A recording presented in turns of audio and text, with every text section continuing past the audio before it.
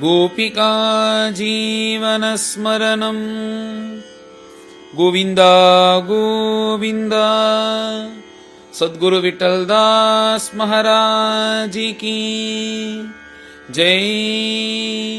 சௌனகாதி மகரிஷிகள் சூத்தரை பார்த்து கேள்வி கேட்குறா. இந்த கபிலோபதேசம்ன்றது எல்லாருக்கும் தெரிஞ்சது தான். ஆனால் இந்த கபிலோபதேசத்தை நாங்கள் விஸ்தாரமாக கேட்கணும்னு நினைக்கிறோம். ஏன்னா தன் அம்மாவுக்கு ஒரே ஒரு உபதேசத்தினால, இந்த ஒரு உபதேசத்தினால அந்த பிரம்ம தத்துவத்தை உபதேசம் பண்ணி இந்த சரீரம் வேற ஆத்மா வேறன்றதை புரிய வச்சு அது அனுபவத்தில் கொடுத்துட்டாராம் அந்த பிரபு. ஒரே ஒரு உபதேசத்தினால அப்பேற்பட்ட இந்த உபதேசத்தை நீங்கள் நல்ல விஸ்தாரமாக சொல்லணும். சின்னதாக சொல்லிடக்கூடாது, விஸ்தாரமாக சொல்லி இது இந்த உலகம் இருக்கிற பரியந்தம் இந்த கபிலோபதேசமானது இருக்க போகிறது.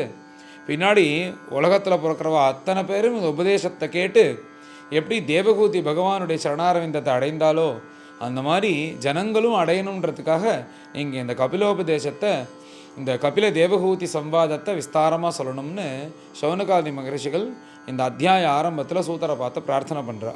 இப்படி நீங்கள் கேட்டது போல தான் விதுரரும் மைத்ரேயர்கிட்ட கேட்டாராம், இந்த மாதிரி இந்த கபில உபதேசத்தை நீங்கள் விஸ்தாரமாக சொல்லணும், சரித்திரத்தை விட உபதேசம் கேட்கணும்னு ஆசையாக இருக்குன்னு கேட்டது போல் விதுரர் கேட்டார். மேலே இப்போது மைத்ரேயர் சொல்வது போல் சூத புராணிகர் கதையை சொல்கிறார். கர்தம பிரஜாபதி அவர் கிளம்பி காட்டுக்கு போயிட்டார். இப்போ தேவகூதியும் கபிலவாசுதேவனும் அந்த ஆசிரமத்தில் இருந்துருக்கா. மாதவ சுஷ்ரூஷ 12 அழகாக இருக்கிற அந்த குழந்தையை பார்த்து, இந்த குழந்தை பிரம்ம தத்துவத்தை உபதேசம் பண்ணி நம்மளுக்கு ஞான வைராக்கியத்தை கொடுக்க போகிறார்னு அந்த தேவகூதிக்கும் தெரியும், பிரம்மதேவராலையும் சொல்லப்பட்டதுனால மேலே அந்த கபிலவாசுதேவனை பார்த்து இந்த தேவகூதி அம்மா கேள்வி கேட்குறா. மேலே தேவகூதி அம்மா அழகாக கேள்வி கேட்குறாளாம். இந்த விஷய சுகத்தில் ஈடுபட்டு இந்த இந்திரியத்தை திருப்திப்படுத்தணுன்றதுனால தான் இந்த விஷய சுகத்தில் ஈடுபடுறோம். அப்படி விஷய சுகத்தில் ஈடுபட்டு இந்த இந்திரியத்தை திருப்திப்படுத்தினேன். எல்லா இந்திரியங்களையும், கண், காது, மூக்கு, தோல் எல்லாத்தையுமே இதை திருப்திப்படுத்தும் போது அப்பப்போ சந்தோஷமாக இருக்கே தவிர, ஆனால் இது கொஞ்ச நாளுக்கு அப்புறம் திருப்தி அடைஞ்சுதான்னா இப்படி திருப்திப்படுத்தி பார்த்தா இது ஒரு எல்லை இல்லாமல் போயிட்டே இருக்குது. அதனால் இது திருப்திப்படுத்த முடியாது, எவ்வளோ பண்ணினாலும் இதை திருப்திப்படுத்த முடியாது அப்படின்ற ஒரு அதிருப்தி மனசில் உண்டாயிருதே. இதை எப்படி போக்கிக்கிறது? இதை நீ என்ன பண்ணினாலும் சரி, எவ்வளோ இதை திருப்திப்படுத்தாலும் சரி, அந்த சமயத்தில் திருப்தியானது போல் இருக்கே தவிர திருப்தி ஆக மாட்டேங்கிறதே கபிலா. அதனால் இதை திருப்தி அடைக்கணும்னா என்ன பண்ணணும்? இப்படி இந்த இந்திரிய சுகம் அப்படின்ற அஜ்ஞானத்தை போக்குறதுக்கு நீ எனக்கு உபதேசம் பண்ணணும். இதை எப்படி நான் இதுலேருந்து வெளியில் வர்றது? இந்த இந்திரிய சுகத்திலேருந்து வெளில ஆத்மாராமனா நான் எப்படி மாறணும் அப்படின்னு தன் தாயார் கபிலவாசுதேவன்கிட்ட கேட்ட உடனே கபிலவாசுதேவன் சந்தோஷப்பட்டு மேலே தாயாருக்கு உபதேசம் பண்ண ஆரம்பிக்கிறார். இப்படி கபிலவாசுதேவன் மேலே சொல்ல வரத்துக்கு முன்னாடி திரும்ப தேவகூதி ஒரு விஷயத்த சொல்கிறாளாம். கபிலா, இது மாத்திரம் இல்லை, இப்போ நான் என்னுடைய சம்பந்தப்பட்ட விஷயங்கள் இதில் ஒரு இதுக்கு அதுன்னு சொல்லிட்டு ஒரு முடிச்சு போல் இது ஒவ்வொன்றுத்துக்கும் மேலே இருந்துகிட்டே இருக்கே. இந்த முடிச்சா சேர்த்து ஒரு பெரிய முடிச்சா ஆறுதோன்னு, இந்த முடிச்சிலேருந்து நம்ம எப்படி விடுபட்டு வெளில வருது? இது இது இது பிரிக்கவே முடியாத ஒரு முடிச்சு மாதிரி ஆகி நம்மளை நாமே பந்தப்படுத்துறது கபிலா. இதுலேருந்து வெளில வரி அமிர்தபுத்திரனா ஆகணும்னா நான் என்ன பண்ணணும் அப்படின்னு சொல்லிட்டு கபிலன்ட்ட கேட்குறா. இந்த ஞானத்தை அடைய முடியாததுக்கு முக்கிய காரணம் எது? மோகம்னு ஒன்று இருக்கே. அந்த மோகத்தை எப்படி தான் போக்கிக்கிறது கபிலா? அந்த மோகத்தை எப்படியாவது தாண்டி உன்னுடைய திருவடியை, உன்னுடைய சரணாரவிந்தத்தை சேர்ந்துடணும்னு நான் ஆசைப்படுறேன். அதுக்கு நீ ஏற்றது போல் எனக்கு உபதேசம் பண்ணி உன்கிட்ட நீ அழிச்சின்றணும் அப்படின்னு சொல்லிட்டு தன் புத்திரனாக இருக்கக்கூடிய கபிலனை பார்த்து ஆசையாக அந்த தேவகூதி அம்மா இந்த கேள்வியெல்லாம் கேட்குறா. இப்படி அம்மா கேள்வி கேட்ட உடனே அவர் சந்தோஷப்பட்டு மந்தஹாசத்துடன் மேலே சொல்லணும்னு நினைக்கிறாராம். ஏன் இத்தனை நாளாக இது சொல்லலை அம்மாவுக்கு அப்படின்னா, இந்த பிரம்ம வித்தையோ, இந்த மோட்ச தத்துவங்களோ, இந்த மாதிரி நல்ல விஷயங்களோ கேட்காம உனக்கு சொல்லவே கூடாது. ஏன்னா கேட்காத ஒருத்தவன்ட்ட போய் ஒரு குரு கூப்பிட்டு இதை பற்றி சொல்லி அவனை அலட்சியப்படுத்தினான்னா அந்த பாபமானது அந்த குருவை தான் சேரும். அதனுடைய அருமை தெரிஞ்சு யார் கேட்குறாலோ, அதுக்கு யார் அதிகாரிகளாக இருக்காலோ அவர்கள் கேட்கும்போது அதை அப்போ சொல்லும்போது அதோடைய மகாத்மியமும் அவர்களுக்கு தெரியும். அப்போ அதை சரியாக அனுஷ்டானம் பண்ணுவார்கள். அதனால் அம்மாவாக இருந்தாலும் அம்மாவா வாயை திறந்து கேட்டால் சொல்லிப்போம்னு அந்த கபில வாசுதேவன் காத்துட்டுருக்காராம். ஏன்னா இந்த தத்துவம், இந்த பிரம்ம வித்யா, இவர் சொல்லக்கூடிய விஷயத்தெல்லாம் அம்மாவுக்கு சொல்வது போல சொல்லி அம்மா மூலியமாக உலகத்துக்கே சொல்கிறார். இதனால் எத்தனையோ பேர் பயனடைய போகிறா அப்படின்றதுனால அம்மா எப்போ தன்கிட்ட கேட்க போகிறான்னு காத்துட்டுருந்தார். இப்படி அம்மா கேட்ட உடனே பரம சந்தோஷமாக கபில வாசுதேவனுக்கு மேலே மந்தஹாச முகத்துடன் அம்மாவை எப்படின்னா, இப்போது பொதுவாக உபதேசம் பண்ணுறவாள்லாம் மேலே பெரிய ஆசனத்தில் உட்காண்ட்ருப்பா, அப்போ கேட்குறவாள்லாம் கீழே இருப்பா. இப்படி தானே ஒரு குருவாக இருக்கிறவர் மேல் ஸ்தானத்தில் உட்காண்ட்ருப்பார். இங்கே அப்படிலாம் இல்லையா, அம்மா பக்கத்திலே அம்மாவுக்கு எழுத்தாப்பில் இப்படி உட்காண்ட்ருக்காராம் கபில வாசுதேவன். ஒரு முழந்தான் 2 பேருக்கும் கேப். இப்படி தேவகூதி அம்மா அது பகவான் தான்னு தெரியும், தன் குழந்தையாகவும் நினச்சிட்டு எப்படி அந்த வாத்சல்ய புத்தியோட இந்த கேள்வியெல்லாம் கேட்குறா. அவரும் அம்மாவுக்கு எப்படி சொல்லிக் கொடுக்குறோமோ அப்படி அழகாக சொல்லிக் கொடுக்குறார். மேலே பகவான் தன் உபதேசத்தை இந்த அத்தியாயத்தில் ஆரம்பிக்கிறார். கபில வாசுதேவன் ரொம்ப அழகாக உபதேசம் பண்ணுறாராம். எல்லாருக்கும் புரிவது போல இந்த ஜீவனுக்கு காரணமாக இருக்கிறது என்ன? 2 விஷயங்கள். ஒன்று புண்ணியம், மற்றொன்று பாபம். புண்ணியம்னு ஒரு தண்டவாளம், பாபம்னு ஒரு தண்டவாளம். அதுக்கு மேலே ரயில் இப்படி ஓடுறது மாதிரி நம்ம வாழ்க்கையானது ஓடிண்டே இருக்குது. இவர் என்ன சொல்கிறாருன்னா, நம்ம புண்ணியம் வேணும், புண்ணியம் வேணும், புண்ணியம் வேணும், புண்ணியம் உயர்ந்ததுன்னு தானே நம்ம சொல்கிறோம். கபில வாசுதேவனை பொறுத்தவரையும் புண்ணியமும் உனக்கு பந்தம்தான், பாபமும் உனக்கு பந்தம்தான். புண்ணியத்தினால நீ சௌக்கியத்தை அனுபவிப்ப, அதனால் புண்ணியம் வேணும்னு நினைக்கிறமே தவிர, இந்த புண்ணியம் இருக்க இருக்க இதுவே வைகுண்ட பிராப்திக்கு உனக்கு அது இடைஞ்சலாக தான் இருக்க போகிறது. பாபம் இருந்தால் கேட்கவே வேணாம், சுகானுபவமும் இல்லாதபடிக்கு கஷ்டப்பட்டுன்னு நரக்கத்தில் கஷ்டப்படணும். அந்த மாதிரிமா இந்த புண்ணியமும் பாபமும் அத்தியந்த உபரதி. இது நில் பேலன்ஸாக ஆனுமா 2. அது நில் பேலன்ஸாக என்னைக்கு ஆறுதோ அப்போ பகவானோட 2 கலந்துடலாம். அந்த நில் பேலன்ஸாக அந்த புண்ணிய பாபத்தை பண்ணுறதுக்கு என்ன பண்ணணும்னு மேலே நான் சொல்கிறேன் அப்படின்னு ஆரம்பிக்கிறார். அதுக்கு முதல் வழி என்னன்னு இவர் சொல்லும்போது, இவர் பிரதானமாக 2 வழி எடுத்துன்னு சொல்கிறார். ஒன்று யோக மார்க்கம், மற்றொன்று பக்தி மார்க்கம். பக்தி மார்க்கத்தை பற்றி பின்னாடி சொல்கிறார். முதல்ல இவர் சொல்கிறதே யோக மார்க்கத்தை பற்றி தான் சொல்கிறார். இந்த யோக மார்க்கத்தை வச்சுட்டு நாம் இந்த புண்ணிய பாபத்தை நில் பேலன்ஸ் ஆக்கிடலாம் அப்படின்னு சொல்கிறார். எல்லா மகான்களும் சொல்லக்கூடிய விஷயம்தான். என்னது அப்படின்னா, எல்லாத்துக்கும் காரணம் இந்த மனசு தான் அப்படின்னு அங்கே போய் நிறுத்திடுறான். இந்த மனசை வச்சுன்னு நாம் என்ன வேணாலும் பண்ணலாம். அது அவ்வளோ பவர்ஃபுல்லானதான் அந்த உலகத்தில். அந்த பவர்ஃபுல்லான மனசு எந்த ரூபத்தில் இருக்குன்னு இன்னும் கூட யாராலையும் கண்டுபிடிக்க முடியல. மனசு என்ன இப்போது திரவிய ரூபமாக இருக்கா, அல்லது ஒரு சாலிடாக இருக்கா, அல்லது வேறு ரூபமாக காற்று வழியாக இருக்கா, எப்படி இருக்கு இந்த மனசுன்னு இதுவரையும் யாராலையும் கண்டுபிடிக்க முடியல. ஆனால் இந்த மனசு தான் எல்லாத்தையும் ஆட்டி படைக்கிறதுமா. இந்த மனசை வச்சுட்டு நீ இந்திரியத்தை வச்சுட்டு கண்டதை சாப்பிட்றது, அப்புறம் கண்டதை பார்க்கறது, கண்டதை கேட்கறது, கண்டதை முகர்றது, கண்டதை ஸ்பரிசிக்கிறதுன்னு எப்படி விஷய சுகத்தில் நீ ஈடுபட்டுண்டே இருந்தேன்னா இந்த மனசை வச்சுட்டு அப்போ நீ நரக்கமாகிற துவாரம் உனக்கு திறக்கும். அதில் போய் நீ பாபத்துக்குள்ள அந்த கஷ்டங்கள்லாம் அனுபவித்து இப்படியே உழண்டுட்டே இருப்ப. ஆனால் இதே மனசை வச்சுட்டு நீ பகவத் சரணாரவிந்தம் தான் நம்மளுக்கு கத்தின்னு சொல்லிட்டு இந்த விஷய சுகத்தில் எதுவும் ஈடுபடாதபடிக்கு உன் வாழ்க்கை முழுக்க நீ பகவத் பரமாக மாற்றின்ட்டேன்னா வைகுண்டமாகிற துவாரம் திறந்திருக்கும். அதில் திறந்து நீ உள்ளே போய் பகவானோட 2 கலந்து, நீ ஒன்று பகவான் ஒன்றும் தனியாக இல்லாதபடிக்கு பகவானோட 2 கலந்துருவ. அதனால் இதுக்கு காரணமே இந்த மனசு தான். இந்த மனசை இப்படி நடுப்புற இருந்து 2 வழி கொடுத்துட்டார் பகவான். இந்த எந்த பாதையில் போகணுன்றதை நீ தான் முடிவு பண்ணணும் அப்படின்றது போல் அம்மாவுக்கு அழகாக உபதேசம் பண்ணுற. இந்த மனசாகிற பாப்பியை கெடுக்கிறது எதுன்னா காம, குரோத, லோப, மோக, மத, மாச்சரியம் அப்படின்றக்கூடிய இந்த 6 சத்துருக்கள் தான் இந்த மனசாகிற பாப்பியை கெடுக்கிறது. இந்த 6 விஷயத்தை மாத்திரம் நாம் எப்படியோ கஷ்டப்பட்டு ஒதுக்கணுமே, ஆனால் இந்த மனசே அமிர்தமயமாக ஆகிடும்.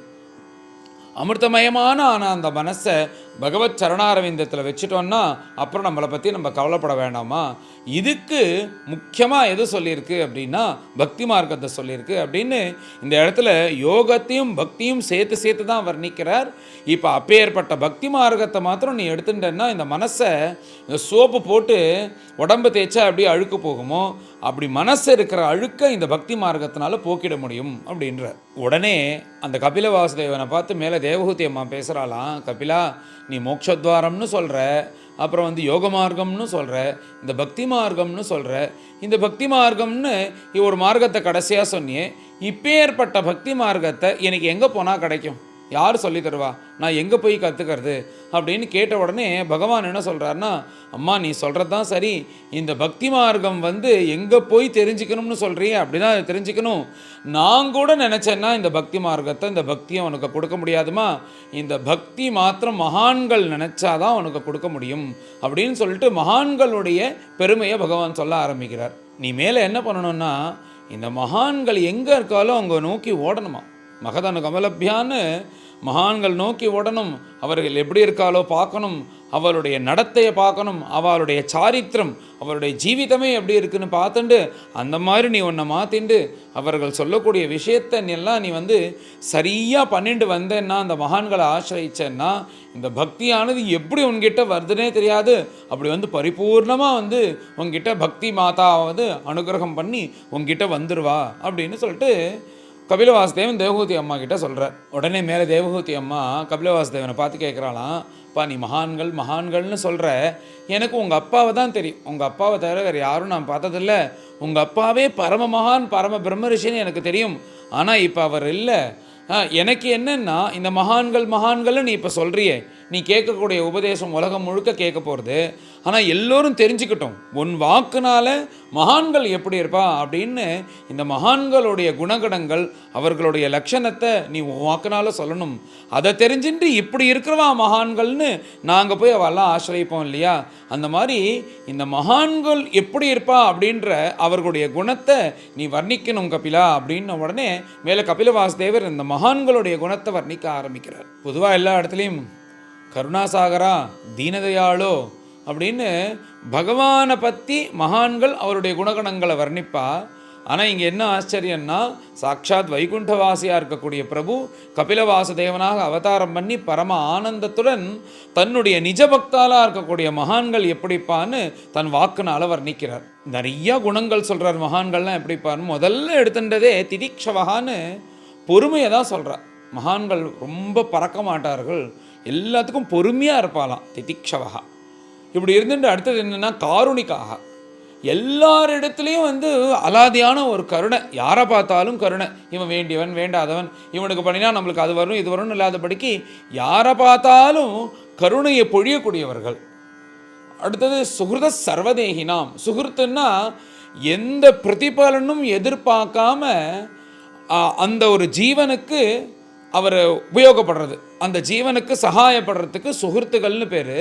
சர்வதேகினாம் சுகிருதா, இந்த மாதிரி மனுஷர்கள் மாத்திரம் இல்லை, அங்கே பசு பக்ஷி மிருகம் எதுவாக இருந்தாலும் சரி, ஏன்னா அவர்களுக்கு சர்வத்திர பகவானாக தான் தெரியறதுனால இது வேண்டியவர், இவர் இந்த ஜந்து வேண்டியது, இந்த மனுஷன் வேண்டியவன் இல்லாதபடிக்கு எல்லோருக்கும் ஹிதத்தை பண்ணிண்டு இப்படி எல்லாரிடத்தையும் சமபுத்தியோடு இருந்துட்டு எந்த எதிர்பார்ப்பும் இல்லாத அந்த உத்தம குணம் உள்ளவர்கள் மகான்கள். சர்வதேகினாம் சுகிருதா அப்படின்னு சொல்கிறார். அதுக்கப்புறம் குணம் அஜாத சத்ருவகா, சத்ருக்களே கிடையாதுண்ணா. இந்த மாதிரி நம்ம சுயநலம் இல்லாமல் எல்லாருக்கும் உபயோகப்படுற மாதிரி நம்ம வாழ்ந்தோன்னா சத்ரு இங்கேருந்து வரப்போகிறான். அதனால் அஜாத சத்ருவகா சாந்தாக அப்படின்றார். எப்பயுமே சாந்தமாக இருப்பாளாம். சாந்தமானா அப்படியே பறக்கிறது, அது வேணும் இது வேணும்னு இங்கே போகிறது, பரபரப்புன்னு போகிறது, அது பண்ணுறது இல்லாதபடிக்கு எப்பயுமே சாந்தமாக இருப்பா. இதில் ரெண்டு விதம் இருக்குது சாந்தம்னா. சில பேர் பார்த்தா அப்படியே சாந்தமாக உட்காண்டிருக்கிறது போல இருக்கும், ஆனால் உள்ளுக்குள்ளே பார்த்தா எள்ளும் கொள்ளும் வெடிச்சுட்டு இருக்கும், அவன் அதை பண்ணுறான் இவன் இதை பண்ணுறான் அதை பண்ணுறான்னு. ரெண்டு விதமான மௌனமும் தேவை, ரெண்டு விதமான சாந்தமும் தேவை. ஒன்று வெளியில் இருக்கிற சாந்தம், ஆந்தரிகமான சாந்தம், ரெண்டுமே இருக்குமா மகான்களுக்கு. மனசறைவுலையும் வந்து மனசு அலபாயாதபடிக்கு சாந்தமாக இருப்பார்கள். அஜாத சத்ரவகா சாந்தாக. அப்புறம் சாதவகா அப்படின்ற சாதுக்களாக இருப்பாளாம்.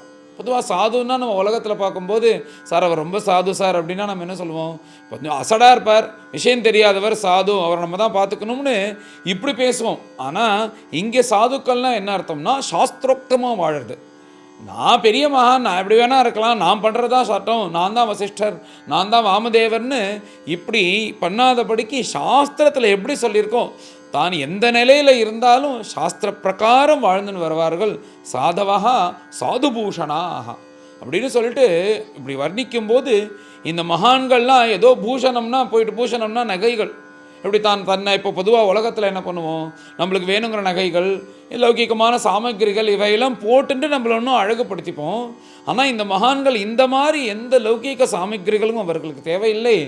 அவர்களுக்கு என்னன்னா அவருடைய நன்னடத்தை தான், இந்த குணங்களே வந்து அவர்களுக்கு பூஷணங்களாக நகையை விட அழகாக இருக்குமா அதை பார்க்கறதுக்கு. இப்படிப்பட்ட ஆத்ம குணங்களோடு இருக்கும்போது அதனால் வெளியிலேருந்து ஒரு நகை வந்து ஒரு பூஷணம் வந்து இவர்களை வந்து உயர்ந்ததாக காமிக்கணுன்ற அவசியம் இல்லை. இவருடைய நன்னடத்தையே வந்து அவர்களை பார்த்தாலே தெரியும் அப்பேற்பட்ட மகான்களாக இருப்பார்கள். சாது பூஷணா அப்படின்னு வர்ணிக்கிறார். இத்தனை குணத்தையும் வர்ணிச்சுட்டு அடுத்தது சிகரம் வச்சது போல ஒன்று சொல்கிறார். மயி அனன்யேன பாவேன பக்திம். இத்தனை குணங்கள் இருந்து பகவத் பக்தி இருந்தால் தான் அது இன்னும் கூட சோபிக்கும். அப்படி இவர்கள் எப்படி பக்தி பண்ணுவார்கள்னா அனன்யேன பாவேன. என்னென்னா சும்மா ஏதோ இப்போ நம்ம உலகத்தில் எப்படி பக்தி பண்ணுறோம், நம்மளுடைய மனசை என்ன பண்ணுறோன்னா இந்த மனசு தானே எல்லாத்துக்கும் காரணமாக இருக்குது. அந்த மனசை வந்து நாம் ஒரு 30% மனைவி கிட்ட, ஒரு 30% குழந்தைகள்கிட்ட, ஒரு 10% வீட்டுக்கிட்ட, ஒரு 10% காரு, 2% சாப்பாடு, 5% இப்படின்னு இந்த மனசை பிரித்து வச்சுருக்கோம். நம்மளுக்கு வந்து திருடபக்தி கிடையாது. ஆனால் இவர்களுக்கு என்னென்னா அனன்யேன பாவேன, வேறு எந்த விஷயம் இவர்களுக்கு முக்கியம் கிடையாது. ஆனால் எல்லார்ட்டையும் பிரியமாக இருப்பா. ஆனால் அவள் மனசில் பார்த்தா நான் ஒண்டி தான், என்ன நான் தான் லட்சம்னு இருப்பா. மயி அனன்யேன பாவேன பக்திம் குர்வந்தி. அப்படி பக்தியும் பண்ணிட்டு என்கிட்ட இப்படி ஒரு அலாதியான அனன்யமான கங்கா பிரவாகம் போல பக்தி பண்ணிட்டு இருப்பார்கள் அப்படின்னு சொல்கிறார். அடுத்தது சொல்கிறாராம் மத்கிருத்தே தியக்த கர்மானஹா அப்படின்னு. ஏன்னா என் மேலே வச்ச ஆசையினால் அவர்களுக்காக உள்ளக்கூடிய கர்மாக்கள்லாம் விட்டுடுவார்கள். இப்போ கர்மாக்கள்லாம் நாம் என்ன நினச்சிட்டு இருக்கோம், அபரகாரியங்கள், தர்ப்பணாதிகள், அமாவாசை, நம்மளுக்கு கர்மான்னு இதுதான் இப்போது விவகாரத்தில் உபயோகமாக இருக்குது. கர்மான்னா என்னென்னா நீ பண்ணக்கூடிய எல்லா சேஷ்டையும் கர்மா தான். நீ சாப்பிட்றது, தூங்கிறது, உன்னுடைய எமோஷன் எல்லாமே வந்து கர்மத்தில் தான் சேரும். அதனால் மகான்கள் என்ன பண்ணுவான்னா மத்கிருத்தே என் மேலே வச்ச ஆசையினால் அவர்களுக்கு உலகத்தில் இந்த காஃபி மேலே ஆசை இருக்காது, சாப்பாடு மேலே ஆசை இருக்காது, மனைவி மேலே ஆசை இருக்காது, தன்னுடைய அகங்காரம் மமக்காரம் எதுலேயுமே ஆசை இருக்காது. அது இருக்கிறதுனாலேயே எனக்காக எல்லாத்தையும் தியாகம் பண்ணிடுவா. எதை வேணாலும் என் பொருட்டு ஏதோ வச்சுட்டு இருக்கிற மாதிரி இருக்கும். ஆனால் என் பொருட்டு அவர்கள் வந்துருத்துன்னா எதை வேணாலும் தியாகம் பண்ணிடுவா. மத்கிருத்தே தியக்த கர்மானஹா. என்னென்னா தன்னுடைய கர்மாக்களை விட்டுருவா. தியக்த ஸ்வஜன பாந்தவாக. எனக்காக வந்து இப்போ வந்து மனைவி, குழந்தைகள், இவர்கள் இந்த மாதிரி உள்ள நம்ம சரீர பந்துக்கள் அவரவர்களுக்கு வந்து அந்தந்த லெவலில் இருக்குது. இப்போ வந்து மனைவி குழந்தைகள் ஃபஸ்ட்டு சர்க்கிள், அதுக்கப்புறம் அண்ணா தம்பி அந்த அந்த அவர்கள் குழந்தைகள் அடுத்த சர்க்கிள், அதுக்கப்புறம் அது தாண்டி இருக்கிறவா, இப்படின்னு ஒரு நம்ம வந்து ஒரு அவன் பிரியமாக இருக்கிறது ஒவ்வொரு லெவலில் வச்சுட்டு இருக்கோம்ல. ஆனால் இவர்களுக்கு என்னென்னா பகவான் ஒத்தந்தான் இருக்கிறதுனால இந்த ஃபஸ்ட்டு லெவலில் இருக்கிற இந்த மனைவி குழந்தைகளை கூட விட்டுருவாளாம். மத்கிருத்தே தியக்த கர்மான தியக்த ஸ்வஜன பாந்தவாக. யாரையும் பார்க்க மாட்டா, எல்லாரும் என் பொருட்டு தியாகம் பண்ணிட்டு நான் ஒண்டி தான் லட்சியம்னு இருப்பா. இப்படி இருக்க முடியுமான்னா இந்த இத்தனை குணங்களையும் சொல்கிறாளனோ இது எல்லாத்துக்கும் உதாரணமாக நம்ம பக்த விஜயத்தில் இருக்கிற பாண்டரங்கனோ, எல்லா மகான்களும் பிருந்தாவனத்தில் வாழ்ந்த மகான்களோ, இல்லை ராமபக்தாலாக இருக்கக்கூடிய ராமதாசர் முதலியவர்களோ எல்லாரும் பார்த்தா இந்த எத்தனை குணங்கள் சொல்கிறாரோ அத்தனை குணங்களுக்கும் சாமியமாக வாழ்ந்திருக்கா. பகவானுக்காக எல்லாத்தையும் தியாகம் பண்ணியிருக்கா. தன்னுடைய சரீர சுகத்தை தியாகம் பண்ணியிருக்கா, தன்னுடைய மனைவியை தியாகம் பண்ணியிருக்கா, தன்னுடைய குழந்தைகளை தியாகம் பண்ணியிருக்கா, தன்னுடைய சொத்தை முழுக்க இழந்திருக்கா. ஆனால் பகவான் தான் முக்கியம்னு இருந்திருக்கா. இப்படி பகவான் சொன்ன வாக்கு அதை அப்படியே சத்தியம் பண்ணுவது போல் இந்த பக்தாலாம் வாழ்ந்து காமிச்சிருக்கா. அப்பேற்பட்ட மகான்கள் எப்பயுமே என்னுடைய ஆசிரியத்தில் என்னுடைய திருவடியில் தான் இருக்கணும்னு நினைப்பா. அப்படி இருந்த அவர்களால் அவர்கிட்ட போய் என்ன நீங்கள் என்ன எப்போ வந்தேல், சாப்பிட்டேலா, ஏதாவது இடங்கிடம் வாங்கியிருக்கலா, வீடு வாங்கியிருக்கலா, லௌகீகமான இந்த விஷயத்தை கேட்டான்னா அவள் அதுக்கு பதிலே சொல்ல மாட்டாள். மதாஸ்ரயா கசாமிருஷ்டாக. எப்படின்னா பகவானை பற்றின பேச்சை தவிர வேறு எந்த பேச்சும் பேச மாட்டாள். அப்படி பகவானை பற்றி பேசுகிறவாள்கிட்ட கிட்ட தான் அவள் பேசவே பேசுவாள். ஒரு அபங்கம் கூட இருக்குது. யாச்சவாணி ரங்களி ராமநாம அப்படின்னு அந்த மகான் சொன்னார். யாருடைய வாக்கு அனவரத்தமும் ராமநாமம் சொல்கிறதோ அவன்கிட்ட தான் நான் பேசவே பேசணும், கண்டவன்ட்டு போய் பேசக்கூடாதுன்னு இப்படி மகான்கள் தன்னுடைய கீர்த்தனையிலேயே பாடியிருக்கா. அப்படி மகான்கள் வந்து யார் நாமம் சொல்கிறாளோ, பகவத்குணத்தை பற்றி பேசுகிறாளோ அவள்கிட்ட தான் பேசுவா. அப்படி ஒரு கால் நிறையா பக்தர்கள் வந்து கதை கேட்கணும்னு ஆசைப்பட்டான்னா ஷண்வந்தி கதையந்திச்சா. முதல்ல பகவத்குணத்தை கேட்பா, அப்படி அவர்கள் கேட்கணும்னு நினச்சான்னா இவர்கள் மேலே பஜனை பண்ணுறது, என்னுடைய விஷயமான பிரவச்சனங்கள் இப்படின்னு என்கிட்டே தான் இவன் மனசை வச்சுருப்பாளே தவிர லௌகீகத்தை உள்ளே வரா மாதிரி தான் இருக்கவே மாட்டா. அப்படி இருக்கிறவர் தான் மகான்கள் அப்படின்னு சொல்லிட்டு தேவகூதிட்டு இந்த மகான்களுடைய லட்சணத்தெல்லாம் சொல்லிட்டு வர. இப்பேற்பட்ட மகான்களுக்கு இந்த உலகத்தில் எல்லாரும் தப்பிச்சுன்னு இருக்காளே மற்ற லௌகீக விஷயத்தினால் ஆத்தியாத்மிகா, அதிதேவிகா, ஆதிபௌதிகன்னு இந்த 3 விதமான தாப்பங்கள், மற்ற கஷ்டங்கள் இவைகள் எதுவுமே இருந்தாலும் அவளை ஒன்றும் பண்ணாதான், அது பாட்டுக்கு இருந்துட்டு போகும். ஏதோ அந்த காற்று வந்து அடிச்சுட்டு போகிற மாதிரி போகுமே தவிர இவர்களுக்கு எந்த பாதிப்பும் இருக்காது. ஏன் பாதிப்பு இருக்காதுன்னா, என்ன ஆசிரியிச்சு என்ன அனவரத்தமும் தியானம் பண்ணிட்டு என் சரணாரவிந்தத்தினுடைய நிழலில் இருக்கக்கூடிய இந்த மகான்களை எந்த தாபமும் ஒன்றும் பண்ணிட முடியாது. அதுக்கு வந்தாலுமே அது சோபை இல்லாமல் போயிடும் அப்படின்னு சொல்லிட்டு இந்த மகான்களுடைய லட்சணத்தை வர்ணிக்கிறார். இத்தனையும் சொல்லிட்டு இப்பேற்பட்ட மகான்களுடைய சங்கத்தை உனக்கு கிடைக்கணும்னு நீ பிரார்த்தனை பண்ணிக்கோ. இந்த உலகத்தில் சங்கம் இல்லாமல் இருக்கவே முடியாது. இதுதானே சொல்லிகிட்டே இருக்கும், ஏதாவது ஒரு சங்கம் இருக்க தான் இருக்கும். சங்கம்னா செயற்கைன்னா இப்போ எல்லா விதமான செயற்கை. இப்போ நம்ம சாப்பிட்றோன்னா சாப்பிட்றதோட செயற்கை ஆகிறோம். இப்படி எல்லா விஷயம் தூங்குறோன்னா தூங்குறதோடு நம்ம சேர்றோம். இப்படி ஒவ்வொரு விஷயத்தையும் சேர்ந்தால் தான் உலகமே எங்கும் சேராமல் இருக்கவே முடியாது. அதனால் ஏதோ ஒன்றுக்கிட்ட நம்ம சேர்ந்தான் ஆகணும். அதனால் மகான்கள் கிட்ட போய் நீ சேர்ந்துரு. அதனால் சேர்ந்தேன்னா ஏதோ ஒரு சங்கம் பிடிச்சிக்கணும்னால சத்சங்கத்தை நீ பிடிச்சிட்டேன்னா மற்ற இந்த துஸ்சங்கம்லாம் உன்னை விட்டு விலகி போயிடும். துஸ்சங்கத்தை அழிக்கிறதுக்கு ஒரே வழி என்னன்னா சத்சங்கம் தான். அப்பேற்பட்ட மகான்களுடைய திருவடி நீ ஆசிரிச்சிட்டியானா துஸ்சங்கம் உன்னை கண்டு ஓடி போயிடும்.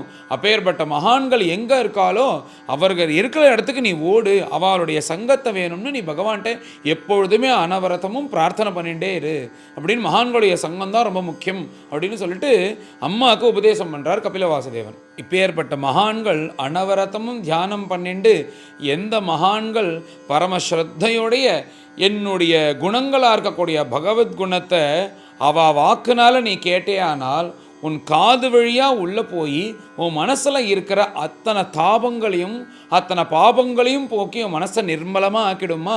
அப்பேற்பட்ட மகான்கள்கிட்ட போய் நீ எப்போ பார்த்தாலும் என்னுடைய குணகணங்களாக இருக்கக்கூடிய பகவத்குணத்தை கேட்டுட்டே இருக்கணும். அதுதான் உன் மனசுக்கு சமாதானமும் ஆகும், உன் மனசை பரிசுத்தமும் படுத்தும் அப்படின்னு சொல்லிட்டு அம்மா கிட்ட சொல்கிற. இப்படி கேட்ட கதையினால் உன் மனசானது பரிசுத்தமாகி உனக்கே தெரியாது அப்படி அச்சஞ்சலமான கங்கா பிரவாகம் போல ஒரு பக்தி பகவான் இடத்துல வந்துடும். அப்படி நீ வந்துருத்துன்னா உன் ஜென்மா பற்றி நீ கவலையப்பட வேணாம். அந்த பக்தி வேணும்னா இந்த மகான்கள்கிட்ட போகணும், இந்த பகவத்குணத்தை கேட்டுட்டே இருக்கணும். அப்படி நீ கேட்டுட்டே இருந்தேன்னா பகவானுடைய திருவடியில் திருடமான பக்தியானது மனசில் உண்டாகும்னு சொல்கிற. இப்படி சொன்ன அந்த கபிலவாசுதேவனை பார்த்து தேவகூதி அம்மா மேலே கேள்வி கேட்குறாளாம். இப்போ மகான்கள் வேணா யாருன்னு உன் வாக்குனால தெரிஞ்சுட்டேன். நீ இப்போ பக்தின்னு சொன்னியே, இந்த பக்தினால் ஒன்றையே அடைஞ்சிட முடியும்னு நீ சொல்கிறியே, அப்பேற்பட்ட பக்தின்னா என்ன, அது எத்தனை விதமாக இருக்குது, எந்த மாதிரி பண்ணினா உன் திருவடி அடைய முடியும், அந்த பக்தியோட லட்சணங்கள்லாம் சொன்னேன். நீ சொல்கிறது மூலியமாக நானும் க்ஷேமத்தை அடைஞ்சு உலகத்தில் இருக்கிறவா எல்லாரும் க்ஷேமம் அடையிறோம். அப்பேற்பட்ட பக்தியை நீ சுலபமாக புரிவது போல என்ன மாதிரி சாதாரணமாக இருக்கிற ஸ்திரீகளும் அப்படின்ற மாதிரி சேர்த்துக்கிறாளாம். ஏன்னா தேவகூதி சாதாரணமான ஸ்திரீயா, எப்பேற்பட்ட தபஸ்வினி, ஆனால் சொல்லும்போது தனக்கு எதுவும் தெரியாதது போல் இங்கே காண்பிக்கிறாளா. அப்படி என்ன மாதிரி சாதாரணமான ஸ்திரீகள் எத்தனை பேர் இருக்கா, எங்களுக்கும் புரிவது போல இந்த பக்தி மார்க்கத்தை நீ சொல்லணும்னு இப்படி தன் குழந்தையாகவும் தோன்றது, உபதேசம் பண்ணும்போது பகவானாகவும் தோன்றது. அப்படி இருக்கிற அந்த கபிலவாசுதேவனை பார்த்து இந்த தேவகூதி அழகாக கேட்குறான். மேலே தேவகூதி கபிலவாசுதேவர்கிட்ட சொல்கிறாராம், உங்கள் அப்பா கூட இருந்தேன், அப்பேற்பட்ட பிரம்ம ரிஷி, அவரே ஒரு ஞானி பரமபாகவதோத்தமன், அவர்கிட்ட இந்த மாதிரி விஷயத்தெல்லாம் கேட்காம நான் விஷய சுகத்தில் ஈடுபட்டு என் வாழ்க்கையை வீணாக்கின்ட்டேன். அதெல்லாத்தையும் இப்போ நீ எனக்கு போக்கடிச்சிடணும். நீ 2 விதமான சொன்ன, ஒன்று யோக மார்க்கம்னு சொன்ன, பக்தி மார்க்கம்னு சொன்ன. இது ரெண்டுத்தையுமே எனக்கு புரிவது போல சொல்லி என்னை நீ உதாரணம் பண்ணணும் கபிலா அப்படின்னு கேட்ட உடனே மந்தஹாசத்துடன் மேலே பகவான் இந்த பக்தி மார்க்கத்தையும் சொல்கிறார், யோக மார்க்கத்தையும் சொல்கிறார். இப்படி பக்தி லட்சணத்தில் சொல்லும் வாயில் கபிலவாசுதேவர் சொல்கிறாராம், அனிமித்தா பாகவதி பக்தி சித்தேர்கரியசி.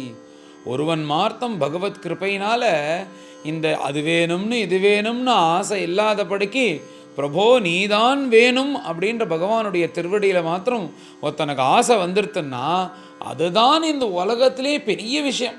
உலகத்திலே பெரிய விஷயம்னு என்னென்னா அஷ்டமகா சித்திகள், அது பகவான் கிருப்பையினால் வந்தால் தான் உண்டு அப்படின்னா அஷ்டமகா சித்திகள். அந்த அஷ்டமகா சித்தியும் தாண்டி ஒன்று இருக்கான். அது என்னதுன்னா ஞானம். ஞானான் முக்தி, பகவானோட இரண்டர் கறக்கக்கூடிய மோட்சத்தை கொடுக்கக்கூடியது ஞானம்.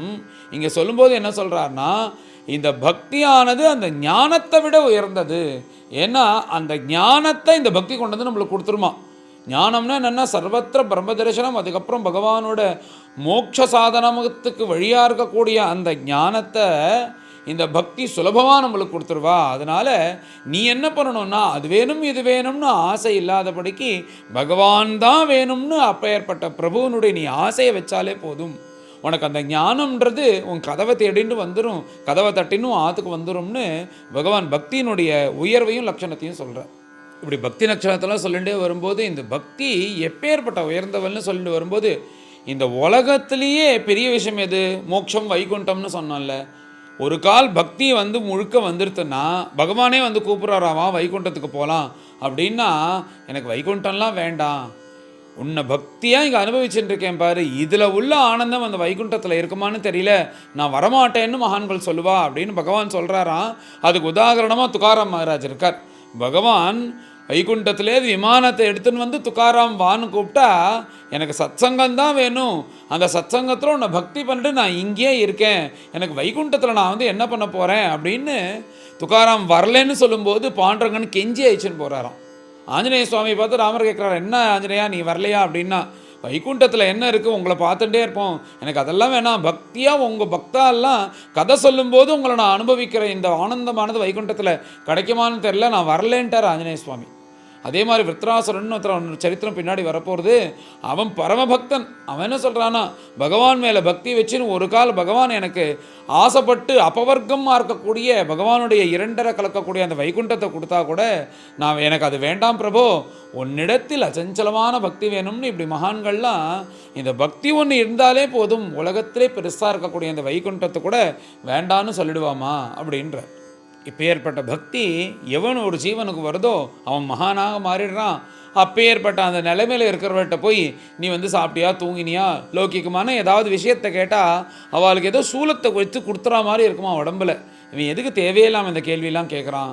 நாம் ஆனந்தகரமாக இருக்கும்போது, நான் வந்து பகவான் நினச்சிட்டு இப்படி இருக்கும்போது, இந்த சரீரம்னு ஒன்று ஏதோ இந்த உலகத்தில் வாழ்ந்துட்டுருக்குன்னு இது எப்படியாவது விட்டுட்டு பகவானோட இரண்டரை கலக்கணும்னு இப்படி ஒரு எண்ணத்தில் இருக்கும்போது இதை பற்றின விஷயத்தெல்லாம் கேட்டு தன்னை கஷ்டப்படுத்துவது போல் இருக்குமா இந்த மாதிரி கேள்விகள்லாம் கேட்டால் அந்த மாதிரி மகான்கள் கிட்ட அப்படின்னு இந்த பக்தியானவள் அந்த நிலைக்கு கொண்டு விட்டுருவா அப்படின்னு இந்த பக்தியினுடைய விசேஷத்தை பகவான் சொல்கிறார். மேலே கபிலர் சொல்கிறாராம், இந்த மகான்கள் இப்படி இருக்கிற மகான்கள் வேணால் இந்த வைகுண்டத்தை வேண்டான்னு சொல்லுவா, இந்த மாதிரி மகான்கள் வந்து என் கூட இருக்கணுன்றதுக்காக தானே இந்த வைகுண்டத்தையே நான் கட்டி வச்சுருக்கேன். இவர்கள் வேணால் சொல்லலாம், ஆனால் இவர்கள் வரலன்னா அந்த வைகுண்டமே வைகுண்டமாக இருக்காது. அதனால் நான் என்ன பண்ணுவேன்னா இவர்கள் வந்து கெஞ்சி கூத்தாடி இங்கேருந்து வைகுண்டத்துக்கு வான அழிச்சுன்னு போவேன் அப்படின்னு சொல்கிறாராம். அது அப்படியே நடந்திருக்கு பாருங்க.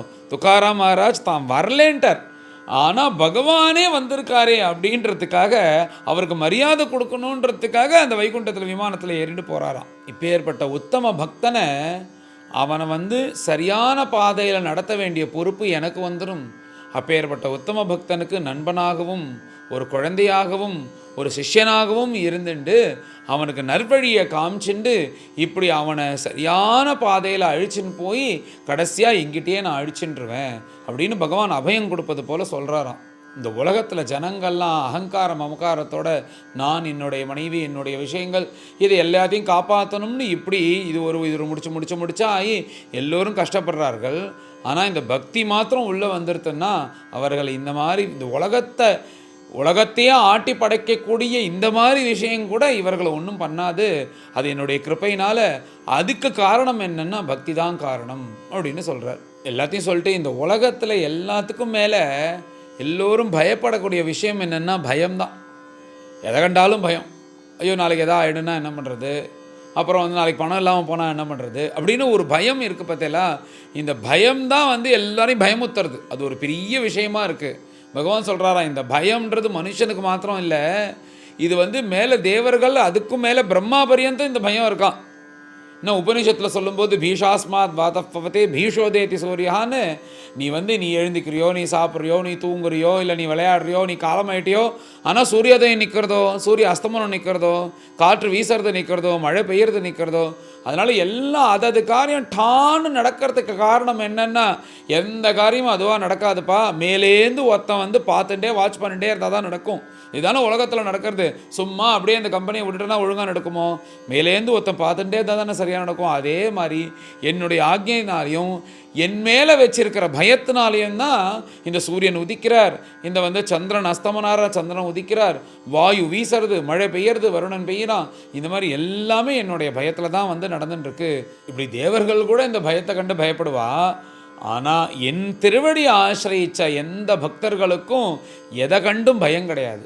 ஏன்னா அவர்களுக்கு எதுலேயும் லட்சியமும் கிடையாது, நான் தான் லட்சியம். அதனால நிர்பயமாக இருப்பார்கள். ஒரு காலம் ஒரு பயம் வந்தால் கூட நான் அபயம் கொடுத்துருவேன்றது இருக்கிறதுனால அவர்களுக்கு இந்த பயமே இருக்காது. அந்த பயமே அவர்களை ஒன்றும் பண்ண முடியாது இந்த பக்தர்களை அப்படின்னு சொல்லிட்டு பகவான் சொல்கிறார். இத்தனை விஷயத்தையும் சொல்லிட்டு திருப்பி முதல்ல வராராம். என்ன சொல்கிறாருன்னா, இத்தனையும் நீ பண்ணணும்னா இதுக்கு மனசு உனக்கு அனுகூலமாக இருக்கணும். அதனால் இதெல்லாம் நீ பண்ணணுன்னா இந்த மனசை தான் காரணம். இந்த மனசை வச்சு நீ எதை வேணாலும் பண்ணலாம். அதுக்கு தான் இத்தனையும் சொன்னேன். இப்போ நான் சொன்ன இந்த விஷயத்தை எல்லாத்தையும் நீ அனுஷ்டானமாக பண்ணிட்டு இதை நீ சரியாக பண்ணிட்டு வந்தாலே போதும், உனக்கு மோட்சத்வாரமானது திறந்துருக்கும். அதுக்கு முக்கிய காரணம் மனசு தான். அதனால் இந்த மனசை இதில் செலுத்து, அதுக்காக தான் இத்தனை விஷயத்தையும் சொன்னேன் அப்படின்னு சொல்லிட்டு இந்த பக்தியினுடைய பெருமையும் மகான்களுடைய பெருமையும் சொல்கிற. கடைசியாக என்ன சொல்கிறாருன்னா, இந்த அத்தியாயத்தில் நீ உன் மனசை என்கிட்ட செலுத்து. அது எப்படி இருந்தாலும் பரவாயில்ல. உனக்கு பாராயணம் பண்ணால் பிடிக்கிறதுன்னா பாராயணம் பண்ணு, இல்லை நாமஜபம் பண்ணால் பிடிக்கும்னா நாமஜபம் பண்ணு, இல்லை பஜனை பண்ணால் தான் பிடிக்கும்னா பஜனை பண்ணு, இல்லை தியானம் பண்ணால் தான் பிடிக்கும்னா தியானம் பண்ணு, அர்ச்சனை பண்ணால் தான் பிடிக்கும்னா அர்ச்சனை பண்ணு. எனக்கு இதெல்லாம் எதுவும் பிடிக்காது, கோயிலாக சுத்த பிடிக்கும்னா கோயிலாக சுற்று, இல்லை எனக்கு மகான்களுக்கும் வார்களுக்கும் கைங்கரியம் பண்ணுறது தான் பிடிக்கும், எனக்கு இந்த பஜனை கேட்குறது தான் பிடிக்கிறதுனா அதை பண்ணு. என்ன சொல்கிறாருன்னா, உன் மனசை என்கிட்டேந்து நீ நகராதபடிக்கு என் சம்பந்தப்பட்டவே நீ இருந்துட்டே வந்தன்னா இந்த காம குரோத லோப மோக மதம் ஆகிற இந்த 6 விஷயங்கள் உன்னை தாக்காது. நீ ஆனந்தகரமாக இருப்ப. அதனாலேயே பக்தியானது உன் மனசுக்குள்ளே வந்துடும். இந்த பக்தி வந்துருத்துன்னா உன் ஜென்மா பற்றி நீ கவலைப்பட வேண்டாம். இந்த ஞானத்தை தாண்டி அந்த மோட்சத்தை இந்த பக்தியானவள் கொடுத்துருவா அப்படின்னு சொல்லிட்டு இந்த பக்தியினுடைய பெருமையை சொல்லி இந்த அத்தியாயத்தை பூர்த்தி பண்ணுற. இந்த பக்தியினுடைய பெருமையை கர்ணாமிர்தத்தில் லீலா சுகர் அப்படின்ற மகான் ஒரு ஸ்லோகத்தில் அழகாக சொல்கிறார். என்ன சொல்கிறாருன்னா, இந்த உலகத்தில் சதுர்வித புருஷார்த்தம் அப்படின்றது எல்லாருக்கும் தெரியும். தர்மம், அர்த்தம், காமம், மோட்சம். நீ தர்மத்தை பண்ணினாதான் அர்த்தம் கிடைக்கும் உனக்கு. அர்த்தம்னா என்ன? சௌக்கியம். தர்மம் இல்லைன்னா சௌக்கியம் கிடையவே கிடையாது. அர்த்தம், அந்த சௌக்கியத்தினால உன்னுடைய காமனைகள்லாம் பூர்த்தி ஆகும். கடைசியாக மோட்சம். இதுக்கு சதுர்வித புருஷார்த்தம்னு பேர். இது எல்லோருக்கும் தேவை. இப்போ பக்திஹி எதி ஸ்திரதையா பகவன்னு சியாத். ஒருத்தனுக்கு மாத்திரம் உன்னுடைய கிருப்பையினால் உன்னுடைய திருவடியில் அப்படியே அச்சஞ்சலமான பக்தி சொன்னாரோன்னு இந்த கபில வாசுதேவன், அது மாத்திரம் இருந்துருத்துன்னா இந்த சதுர்வித புருஷார்த்தமும் அந்த ஜீவனை அடையணும்னு போட்டின்னு வருமா. தெய்வேரண பலித திவ்ய கிஷோர வேஷே முக்திஹி ஸ்வயம் முகுலுதாஞ்சலிஹி உபாஸ்தே. இந்த முக்தியானவள், முக்தினா மோட்சம்னு சொன்னேன், தர்மம், அர்த்தம், காமம், மோட்சம். இந்த மோட்சமாகக்கூடிய அந்த தேவதை என்ன பண்ணுவான்னா, இப்படி இவன் பகவத் பக்தி பண்ணிட்டு பகவானுடைய சந்நிதியில் இப்படி ஆராதனமோ பாட்டோ பாடின்னு இருக்கும்போது நேராக கதவை திறந்துட்டு உள்ளே கையை கூப்பிண்டு அந்த மோட்சமாகிற தேவதை என்னை நீங்கள் ஸ்வீகாரம் பண்ணிக்கணும்னு அந்த பரம பக்தியோடு இருக்கக்கூடிய அந்த பக்திமானை பார்த்து இந்த மோட்ச தேவதையானவள் கேட்பாளாம். இந்த மோட்சம்தானே உலகத்திலேயே ரொம்ப பெரிய விஷயம், அதுக்கு மேலே எதுவும் கிடையாதோன்னு. அப்பேற்பட்ட மோட்ச தேவதையே என்னை நீ ஏற்றுக்கணும்னு இந்த பக்திமானாக இருக்கக்கூடிய அந்த பக்தனை கேட்பா. பாக்கி இந்த 3 புருஷார்த்தம் இருக்கே, தர்மம், அர்த்தம், காமம், இது 3மே கம்மி தானே. அந்த தர்மம், அர்த்தம், காமம்லாம் இருக்குல்ல, இது பெரிய அளவிலே இவர் ஏற்றுக்கோன்னா ஏற்றுக்க மாட்டேங்கிறார். நாமெல்லாம் ரொம்ப சின்னவள், நாம் போய் சொன்னால் ஏற்றுப்பாரோ அப்படின்றதுக்காக அப்பாயின்மெண்ட்டுக்காக என்ன பண்ணுறதுன்னா அந்த தர்மம், அர்த்தம், காமம்லாம் இந்த பக்தனுடைய ஆத்து வாசலில் அந்த கதவுக்கு பின்னாடி நின்றுட்டு காத்துன்னு இருக்கான், நம்மளை கூப்பிடுவாரான்னு. அப்படி ஒரு பக்தன் பகவானிடத்தில் மாத்திரம் திடமான பக்தி பண்ணினானா முக்தி தேவதையே வந்து கெஞ்சுவா அப்படின்றது போல் ஒரு அழகான ஸ்லோகம் கருணாபதத்தில் சொல்கிறார். ஏன் இதை சொல்கிறேன்னா, இந்த பக்தியினுடைய பெருமைக்காக சொன்னேன். அப்படி பகவான் பக்தியுடைய பெருமையெல்லாம் சொல்லி இந்த பக்தி ஒன்று இருந்துட்டா போதும், பகவானை போய் நீ அடைஞ்சிடலான்னு சொல்லிட்டு இந்த அத்தியாயத்தை பூர்த்தி பண்ணுறார். ரொம்ப அருமையான அத்தியாயம். இது பிரவச்சனமாக சொல்ல ஆரம்பித்தா 1 மணி நேரம் 1.5 மணி நேரம் சொல்லலாம். ஆனால் இப்போ சங்கிரகமாக சொல்லிட்டு இருக்கிறதுனால சங்கிரகமே பெருசாகிடுது இன்றைக்கி. அதனால் இப்போ ஏற்பட்ட அழகான பக்தி லட்சணம், மேலே யோக லட்சணங்கள்லாம் வரப்போகிறது, நிறைய விஷயத்தெல்லாம் சொல்கிறார். அதெல்லாம் பார்ப்போம். இன்றைக்கி இந்த பக்தி லட்சணத்தையும் மகான்களுடைய லட்சணத்தையும் கேட்கக்கூடிய பாக்கியம் வேறு எல்லோரும் கலந்து இந்த அத்தியாயத்தை பாராயணம் பண்ணுவோம். அச்ச பஞ்சவிம்சோऽध्यायः शौनक उवाच कपिलः तत्त्वसंख्याता भगवान् आत्ममायया जातः स्वयमजः साक्षात् आत्मप्रज्ञप्तये नृणाम् न ह्यस्य वर्ष्मणः पुंसां वरिम्णः सर्वयोगिनां विश्रुतौ श्रुतदेवस्य भूरि तृप्यन्ति मे सवः यद्यद्विधत्ते भगवान् स्वच्छन्दात्मा आत्ममायया तानि मे श्रद्दधानस्य कीर्तन्यानि अनुकीर्तया। सूत उवाच द्वैपायनसखस्त्वेवं मैत्रेयो भगवान् तथा प्राहेदं विदुरं प्रीतः अन्वीक्षिक्यां प्रचोदितः। मैत्रेय उवाच पितरिप्रस्थिते अरण्यं मातुः प्रियचिकीर्षया तस्मिन् बिन्दुसरे अवात्सीत् भगवान् कपिलः किल तमासीनमकर्माणं तत्त्वमार्गाग्रदर्शनं स्वसेतुं देवहूत्याह धातुः संस्मरति वचः। देवहूतिरुवाच निर्विण्णा नितरां भूमन् असदिन्द्रियतर्षणात् येन सम्भाव्यमानेन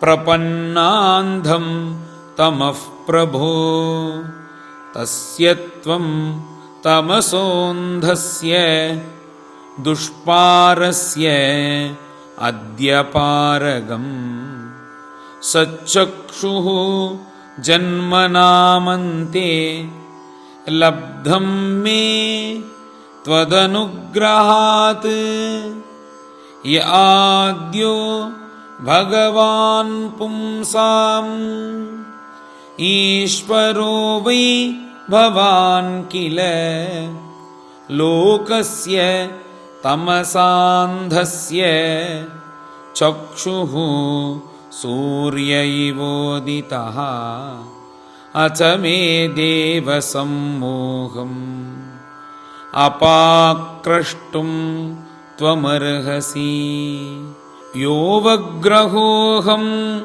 ममेतीति एतस्मिन् योजितस्त्वया तन्त्वागताहं शरणं शरण्यं स्वभृत्य संसारतरोः कुठारं जिज्ञासयाहं प्रकृतेः पूरुषस्य नमामि सद्धर्मविदां वरिष्ठम्।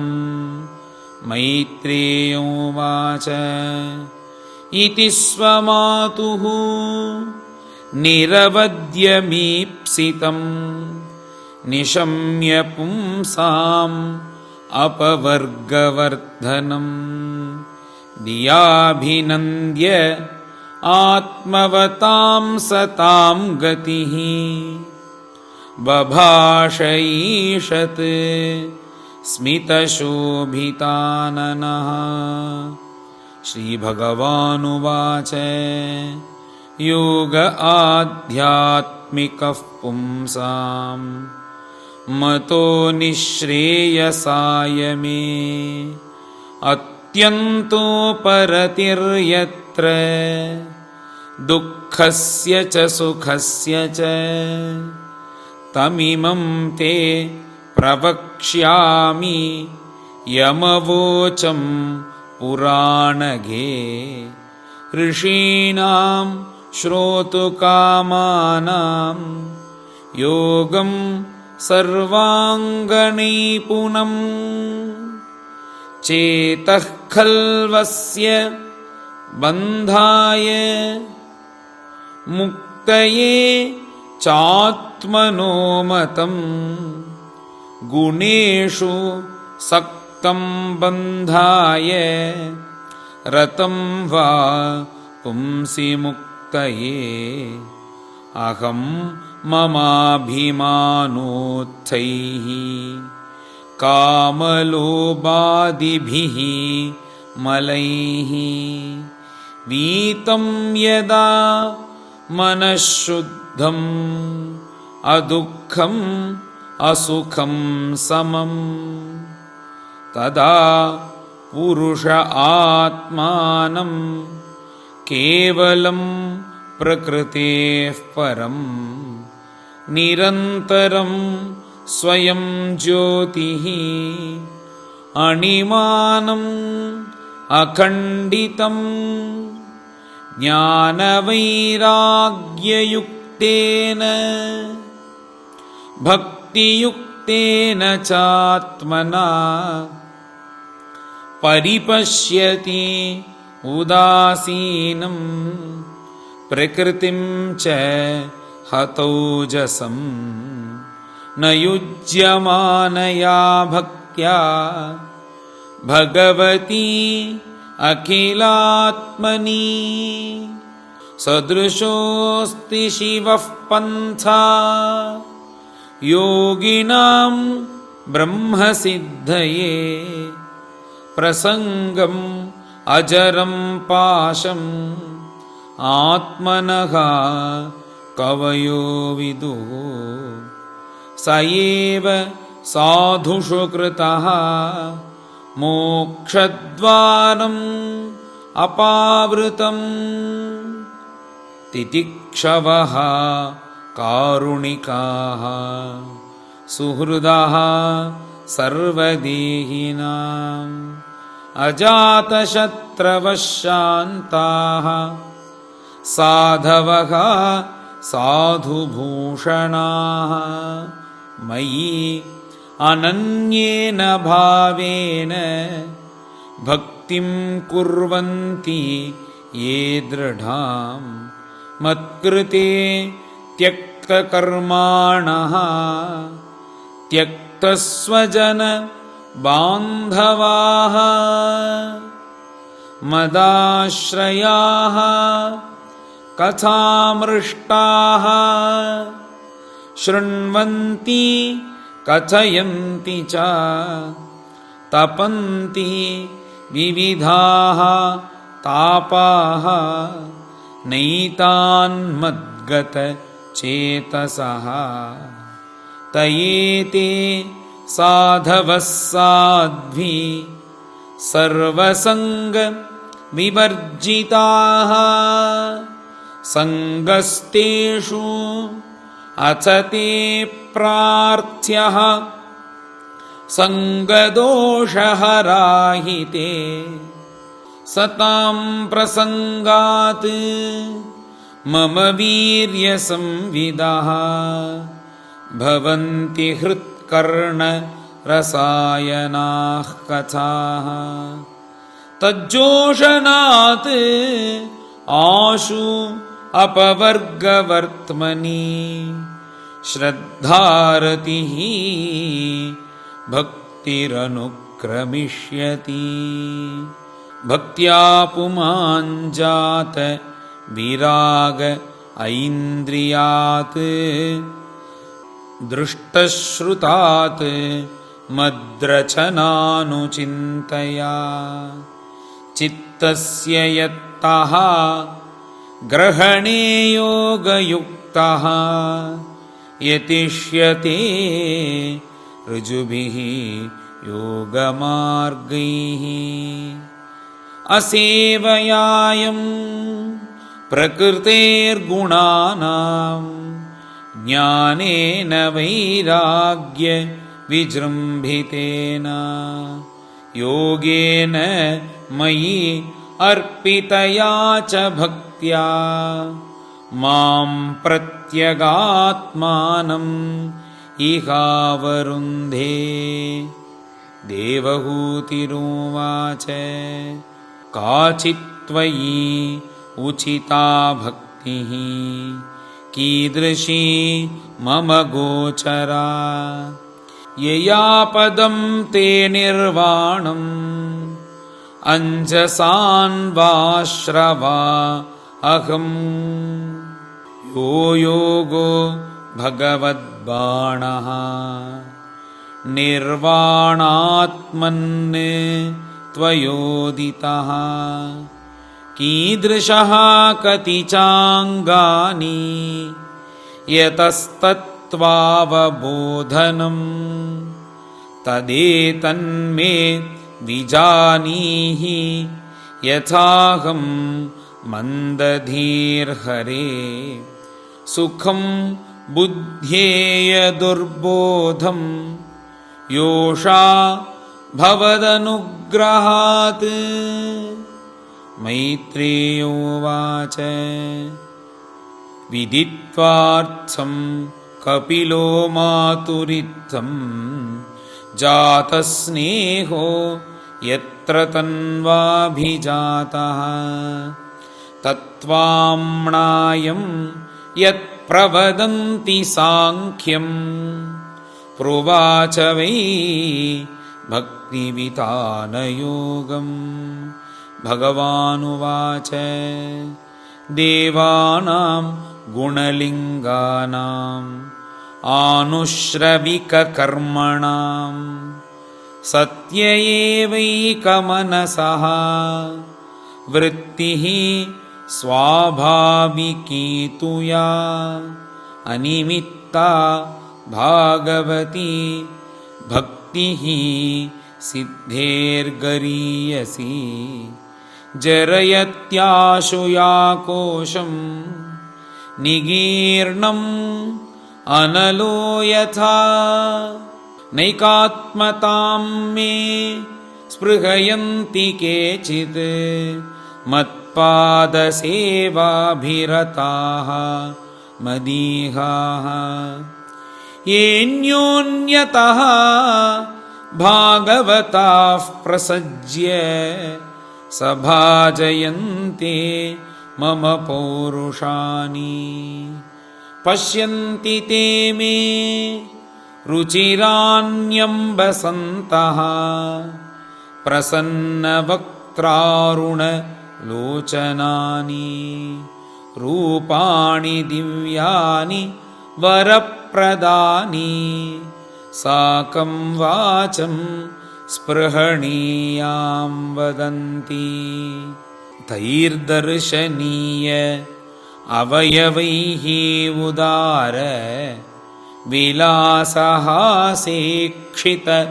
वामसूक्तैः हृतात्मनः हृतप्राणांश्च भक्तिः अनिच्छतो मे गतिमण्वीं प्रयुङ्क्ते अथो विभूतिं मम मायाविनस्ताम्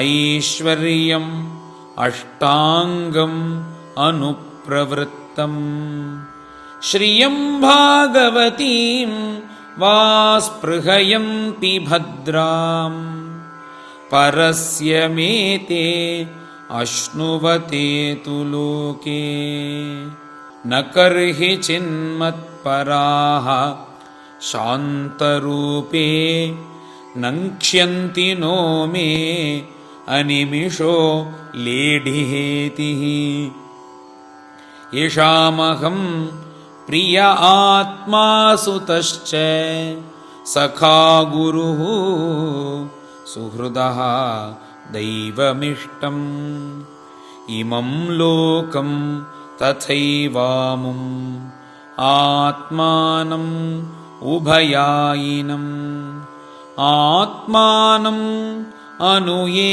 चेह ये रायः पशवो गृहाः विसृज्य सर्वान् अन्यांश्च मामेवं विश्वतो मुखम् भजन्ति अनन्यया भक्त्या तान् मृत्योः अतिपारये नान्यत्र मद्भगवतः प्रधान पुरुषेश्वरात् आत्मनः सर्वभूतानां भयं तीव्रं निवर्तते मद्भयात् वाति वातोऽयं सूर्यस्तपति मद्भयात्